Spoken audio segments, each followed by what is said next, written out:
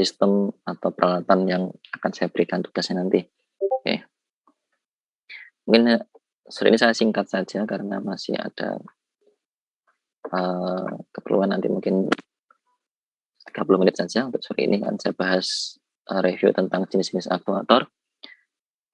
Dulu sudah sempat ya, sebelumnya mungkin saya sempat di instrumentasi dan pengukuran ya tentang aktuator. Ini saya review singkat.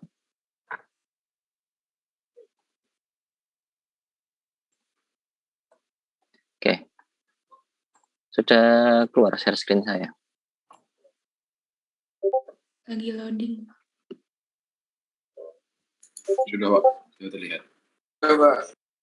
Oke. Jadi bicara mengenai aktuator itu apa? Yaitu sebuah device ya atau alat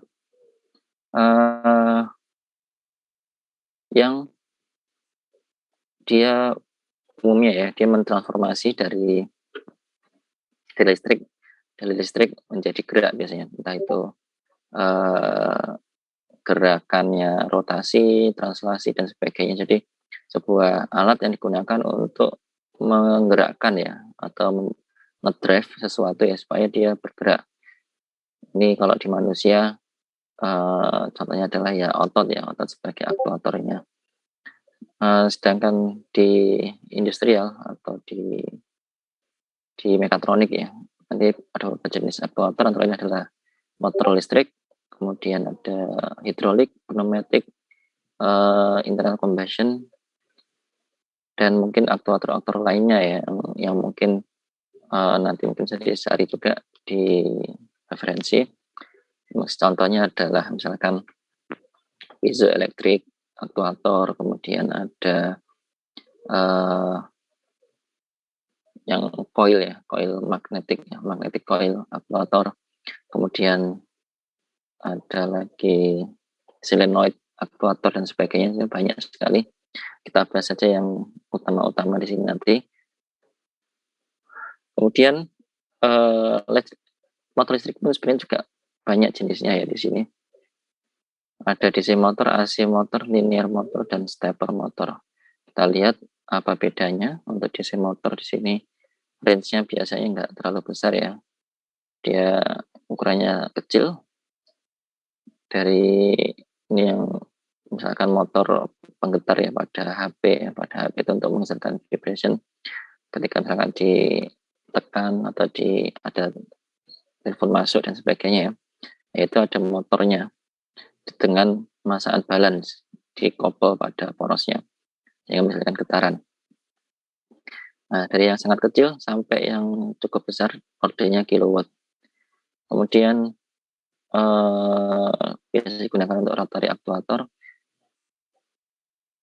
Kemudian power supply by grid, diesel atau baterai ya. Jadi karena DC berarti dia butuh DC, arus DC. Kemudian kelebihannya apa? Dia dari segi kontrolnya dia bisa dikontrol dengan akurat, dengan mudah. Kemudian motor DC ini adalah prinsip dasarnya, ada magnet sama ada kumparan ya. Ini untuk motor brush ya, brush DC motor. Jadi DC motor pun nanti ada dua, ada brushless, ada brush. Kalau brush di sini kalian bisa lihat brushnya ada cikatnya, ada cincin sikatnya di sini. Jadi ada cincin dan sikatnya untuk menyalurkan listrik atau arus ya ke dalam kumparan sehingga nanti akan jadi tarik menarik atau tolak menolak ya, karena di sini akan S sama S dia akan terbawa memutar ya. Ini yang simpelnya, tetapi aktualnya bisa minimal adalah tiga kumparan gitu ya. Jadi bisa berputar, gayanya nggak pas gitu ya. Kalau misalkan kalau cuma dua, di sini biasanya ketika pas putaran awal harus dikasih dorongan dulu sehingga dia berputar. Kemudian basic operating principle-nya adalah speed control by armature voltage dan field strength ya. Jadi keunggulannya pada motor DC adalah speed proportional to voltage dan torsi proportional to current. Jadi persamaannya lebih mudah untuk pengendalian motor DC di sini. Ketika misalkan tegangan kita naikkan, otomatis putaran akan semakin tinggi. Kalau bebannya naik, otomatis karirnya juga naik. Nah, kemudian daya sama dengan speed kali torsi. Oke, ini rumus dasar akan sebenarnya digunakan pada saat modeling ya. Jadi pemodelan untuk sistem pada motor DC. Nah, kemudian ini karakteristik dari motor DC adalah ini kalau vertikalnya speednya kecepatan, kemudian horizontalnya torsi. Ketika no load speed tidak ada beban ya, ketika kecepatan tidak ada beban, di sini maksimum kecepatannya. Ketika nanti torsinya semakin naik, maka dia akan sampai berhenti di sini. Ketika motor akan diberikan tegangan, misalkan tegangan ratingnya 12 volt, kemudian ketika dia no load speed, jadi tidak ada beban, mungkin dia kecepatannya di sini maksimum. Tapi ketika kita beri beban, misalkan kita rem gitu ya, kita rem, maka torsinya akan naik sampai dia berhenti. Nah, ini namanya stall torque ya, atau torsi maksimum yang dihasilkan ketika dihentikan motornya. Nah, tetapi di sini pada saat pengujian ini juga nggak boleh lama-lama. Stall torque ini ketika misalkan motor dikasih tegangan, kemudian kita tahan, ketika dia akan ada namanya arus seperti arus pendek di sini. Ketika ditahan maka seperti ada arus pendek, sehingga ketika ditahan terus ada kemungkinan bisa terbakar. Kemudian ada DC servo motor. Oke. Perbedaannya, kalau DC motor di sini dia kontrolnya lebih ke kontrol kecepatan ya. Jadi tegangan sebanding dengan kecepatan, sedangkan untuk DC servo motor di sini dia prinsipnya adalah motor DC sudah include dengan position sensor ya, sensor posisi. Jadi biasanya sudah dipasangi dengan encoder atau tachometer, sehingga kita bisa memberikan input posisi pada jenis DC servo motor. Jadi referensinya kita bisa misalkan mau berapa derajat putarannya ya, misalkan mau berputar 90 derajat atau 1 derajat dan sebagainya. Jadi kita bisa mengontrol posisinya. Oke, kemudian permanen magnet DC motor. Oke, ya, jadi motor DC itu banyak kan pakai permanen magnet ya. Kemudian ada juga namanya brushless permanen magnet DC motor. Di sini biasanya untuk aplikasi motor-motor drone ya, pada saat terbang yang drone-drone itu dia menggunakan brushless DC motor. Kenapa? Dia secara power to weight rasionya cukup baik ya. Jadi kita pengen motor dengan daya 150 watt atau 300 watt itu ukurannya kecil, karena dia menggunakan magnet yang sangat kuat ya, neodymium ya. Kemudian juga untuk kontrolnya menggunakan high power switching semiconductor. Kekurangannya apa? Kalau kita menggunakan brushless DC motor, ini untuk driver pengatur kecepatannya yang agak mahal biasanya. Kemudian salah satu pengendalian kecepatan motor pada DC motor adalah PWM, ada pulse width modulated ya. Jadi kita berikan sinyal modulasi PWM ke driver motor ketika misalkan di sini pulsanya full ya. Kalau ini kan misalkan ini sekali 80%, sedangkan di sini ini mungkin hanya 20% duty cycle-nya. Ketika duty cycle-nya 20% yang ini, maka kecepatannya lambat. Kalau misalkan di sini 80%, maka kecepatannya kenceng. Apalagi kalau misalkan di sini full high semua ya. Ini akan kecepatan maksimum. Kemudian metode yang lainnya adalah pulse rate modulated atau PRM. Nah, ini Jadi pulsnya konstan tetapi frekuensinya yang diubah-ubah. Tetapi yang umumnya adalah menggunakan PWM ya untuk kontrol kecepatan DC motor. Kapan kita menggunakan DC motor? Jika diperlukan akurat position ya, posisi akurat atau kontrol kecepatan. Kemudian low noise, efisiensi yang tinggi, kemudian cost not too critical. Jadi secara umum dengan misalkan kalau kita perlunya yang besar ya, misalkan kita perlu 1000 watt motor ya, daya motor 1000 watt. Motor DC dengan motor AC harganya akan mahal motor DC. Makanya ya ini kebanyakan untuk motor-motor yang kecil-kecil ya. Bahkan kalau misalkan pakai motor yang precision motor itu yang merek-merek, ada merek Maxon motor dari Swiss, kemudian ada Fall Harbor ya, bisa digunakan untuk aktuator untuk yang precision yang sifatnya itu harganya misalkan motor 150 watt aja sudah sampai 5 jutaan. Nah itu yang presisi. Tapi kalau misalkan yang standar ya motor-motor standar, DC motor standar yang dari Cina yang model biasa atau motor Tamiya itu yang murah sekali ya, itu motor DC. Oke, ini contoh aplikasinya.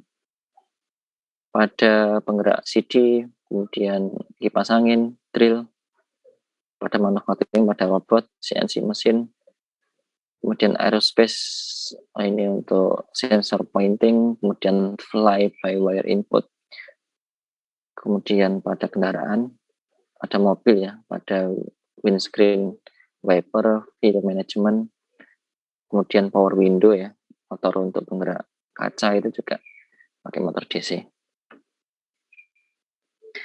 Oke, kemudian selanjutnya ada tipe AC motor. AC motor ini juga sebenarnya banyak jenisnya.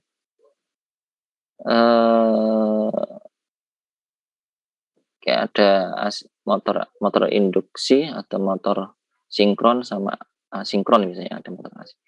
Nah kita bahas ini secara umum yang motor single fast sama three fast motor ya. Jadi untuk AC ini ada single fast ini yang umum digunakan pada industri rumah tangga ya, pada motornya pompa air, kemudian motornya kipas angin, motornya apalagi di rumah tangga kira-kira yang pakai motor AC apa?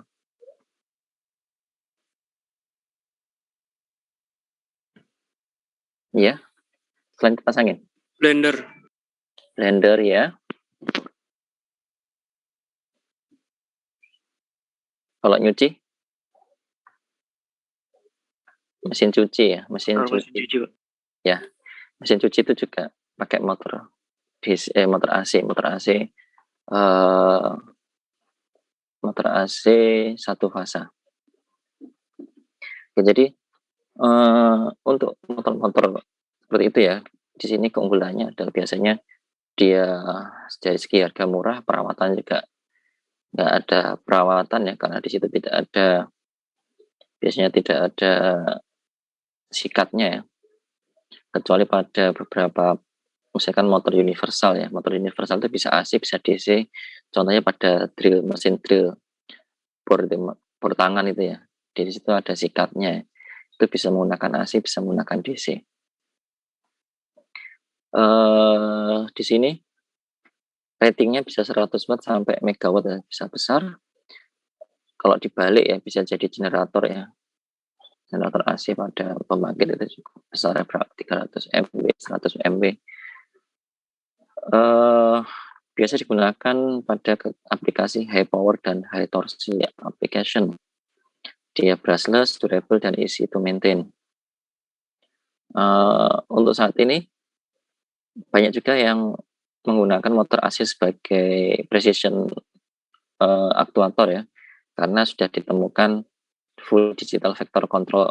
Jadi karena sekarang sudah ada namanya kontrol digital, itu juga sudah banyak servo yang tipenya AC, servo motor ya. Jadi kalau tahun-tahun dulu itu mungkin banyak kan untuk servo motor itu kebanyakan menggunakan DC servo, tapi untuk saat ini yang sekarang sudah banyak juga yang menggunakan AC servo motor. Oke, kemudian ini adalah karakteristik dari AC motor. Dia cukup tinggi, tapi tidak selinier dari DC motor ya. Kalau misalkan di sini ketika dia kena beban, dia bisa langsung drop. Jadi kurvanya seperti ini. Jadi ketika dia ada beban, dia full speed seperti ini. Kemudian ada beban, dia cenderung konstan ya. Jadi torsinya dia cenderung konstan. Ketika diberikan torsi lebih besar, maka dia bisa langsung drop. Kemudian kekurangannya ini strukturnya agak kompleks, kemudian lebih berat. Kemudian untuk meningkatkan efisiensinya, biasanya kita menggunakan motor AC 3 fasa. Jadi kalau misalkan kita ingin untuk menggerakkan fan butuh daya 5 kW misalkan.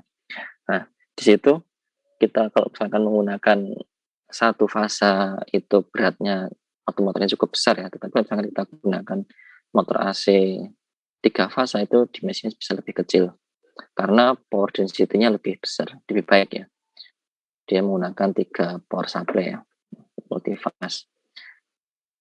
Kemudian kapan kita menggunakan AC motor ketika diperlukan daya yang cukup besar ya. Kemudian profil kontrol yang bisa digunakan ini ya, kalau misalkan kita butuhnya point to point ya, sama kontrol kecepatan saja. Jadi kalau misalkan akurasi dan presisi masih kalah ya sama DC motor. Kemudian untuk load ini bisa digunakan untuk high duty cycle, efisiensi, dan reliable. Ini contohnya pada large crane or material handling ya, pada crane-nya di pelabuhan atau biasanya hoist di alat-alat angkut untuk di industri ya. Kemudian bed sama conveyor, kemudian high speed train, kemudian electric drive haul truck ya, truk besar ini. Jadi couplingnya tidak menggunakan coupling mekanik, tapi menggunakan coupling elektrik ya. Jadi dari engine, di sini kan pasti ada engine-nya ya, ada engine-nya dari solar, kemudian di situ masuk ke generator listrik, baru ke electric motor. Kenapa? Karena karakteristik dari motor itu dia bisa mengeluarkan torsi tinggi ketika misalkan kita berikan arus maka dia bisa torsi tinggi sehingga ketika dia mulai jalan, ini kan mobil-mobil angkutan berat ya, kalau kita gunakan coupling mekanik ya atau gearbox, dia perlu produksi gearbox yang cukup besar ya, misalkan dari putaran engine ke roda itu harus cukup besar sehingga efisiensinya banyak turunnya ya, atau kecil karena perlu banyak tingkatan. Alternatifnya adalah menggunakan coupling elektrik, seperti halnya kalau misalkan kalian dengar ada KRDE, kereta diesel elektrik ya. Nah, itu juga sama prinsipnya, dia dari mesin diesel kemudian dikonversi ke listrik melalui generator, kemudian untuk penggeraknya dia menggunakan motor listrik.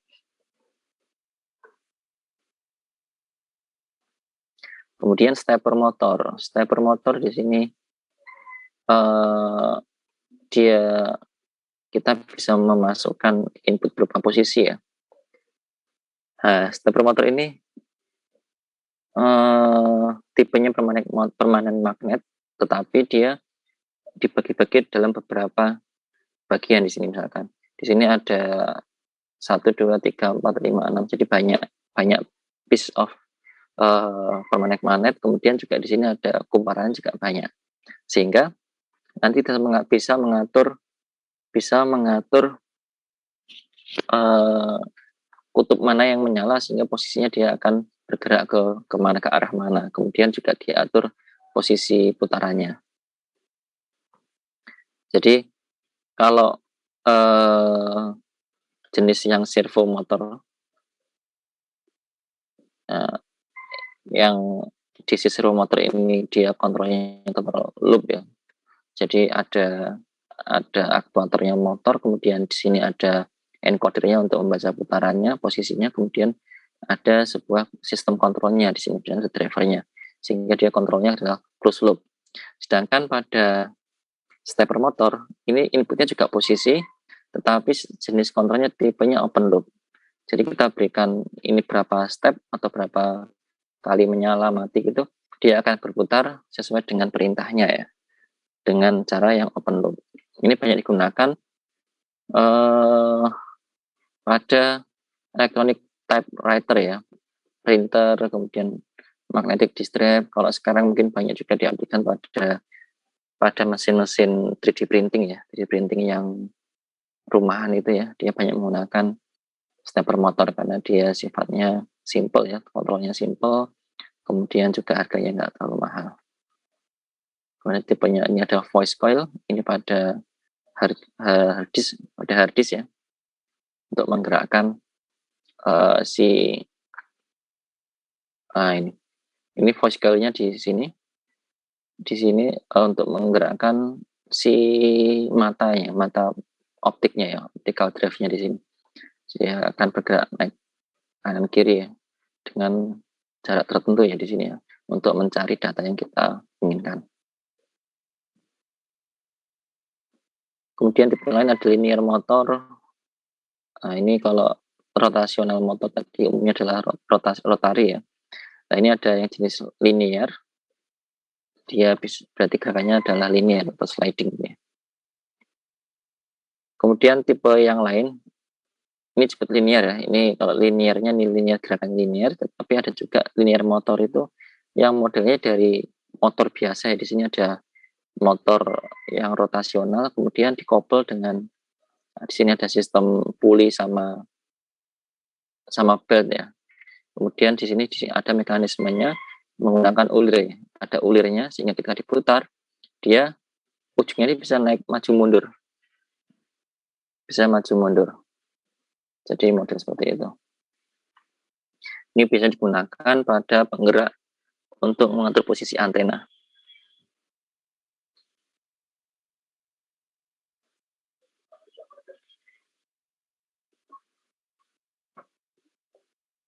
Oke. Ini summary-nya nanti bisa dibaca. Kemudian jenis selanjutnya ada hidrolik ya, hidrolik sistem aktuator. Ini kalau aplikasinya digunakan untuk mesin-mesin yang perlu daya yang cukup besar ya. Jadi kalau misalnya kita perlu daya yang besar atau tekanan yang besar, maka kita bisa menggunakan hidrolik aktuator. Ini komponennya ada pompa, akumulator, check valve, reservoir, kemudian pipa-pipa salurannya, kemudian ada servo valve atau proportional valve untuk mengatur buka tutup alirannya, kemudian hidrolik aktuatornya atau pistonnya. Kemudian selain piston yang gerakannya translasi, ternyata ada juga rotary hidrolik pump dan motor.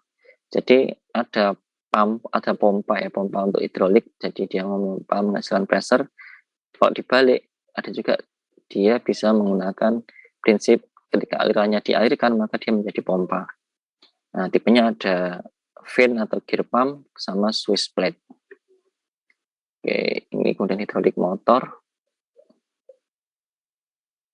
Ini tipe pompanya ya, tipe pompanya ada Swiss plate. Jadi di sini drive shaft-nya diputar di sini, kemudian di sini kayak piston kecil-kecil ini ya, dia akan memompa bergiliran ya.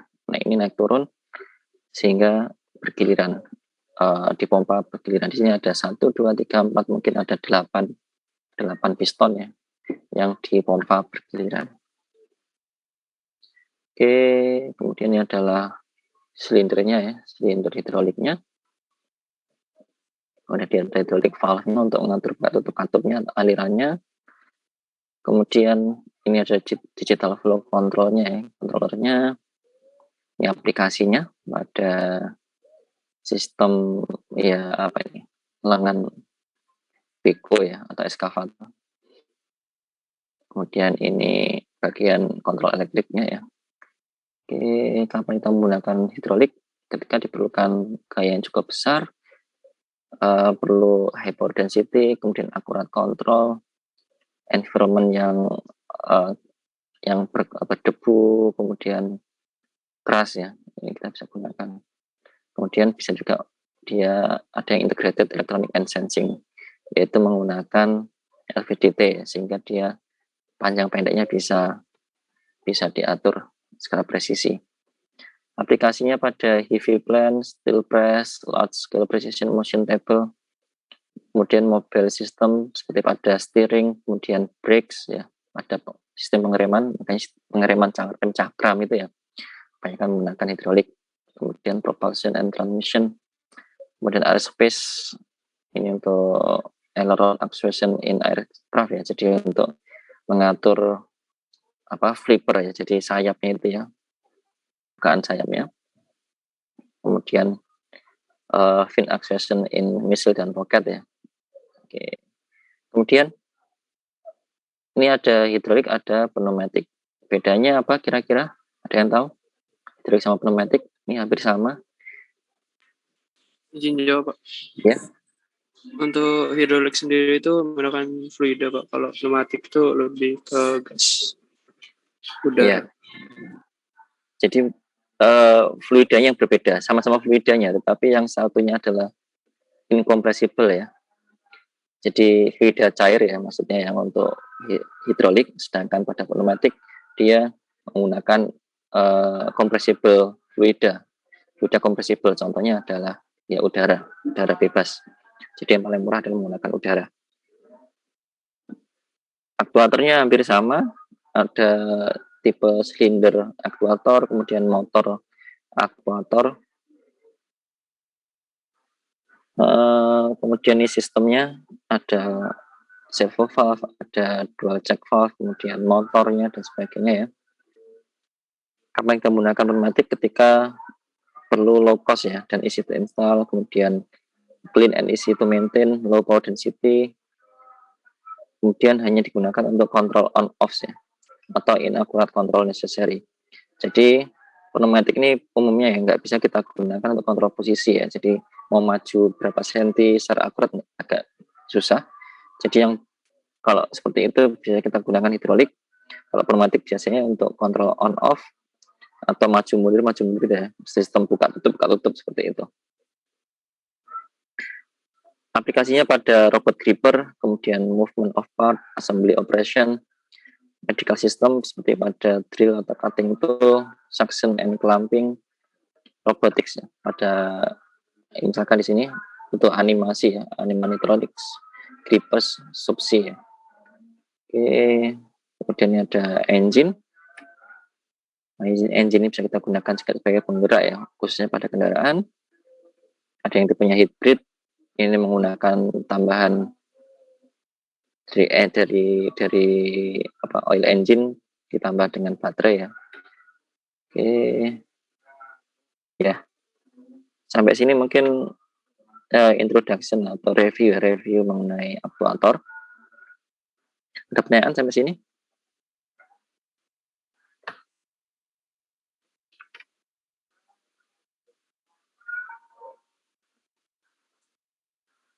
Oke, kalau tidak ada, mungkin sekian saja dari saya. Nanti silakan diputar lagi ya di situ di Classroom. Saya sudah share ya video tentang aktuator. Nanti silakan dilihat, kemudian juga dikerjakan. Tugasnya adalah nanti saya akan coba posting tugas kelompok. Silakan nanti dicari-cari ya referensi atau dari internet. Misalkan tadi saya sudah buat listnya, ada sistem lift ya. Lift itu misalkan dia penggeraknya naik turunnya pakai apa, sistemnya bagaimana, aktuatornya apa, kemudian sensor yang dipakai untuk tiap lantai misalkan bagaimana sensor yang dipakai. Nanti silakan di breakdown ya. Kalau bisa lebih detail lebih bagus dibuat model PPT. Nanti pertemuan selanjutnya atau hari Kamis kita akan bahas ini ya. Ada pertanyaan mungkin sebelum saya akhiri?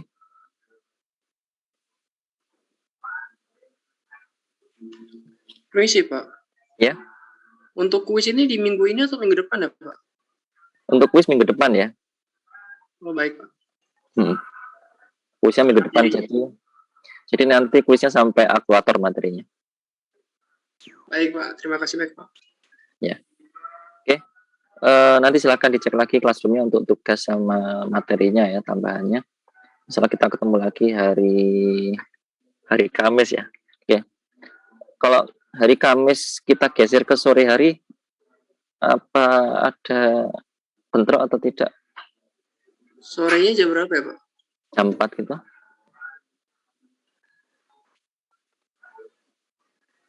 Sepertinya enggak, Pak. Kalau dari saya. Kalau dari yang saya juga enggak. Gimana sih, Pak? Mungkin Ya, ada kelas angkatan yang mungkin yang beda angkatan ini kan angkatan berapa ya rata-rata? Mas Dava tadi katanya ada kelas, Pak. Iya, Pak. Yang 18 ada kelas MO, Pak. Sore. MO ya, jam berapa? 4:30 ya? Iya, Pak. Kurang lebih seperti tadi deh, jam 4 apa ya mulainya. Oke.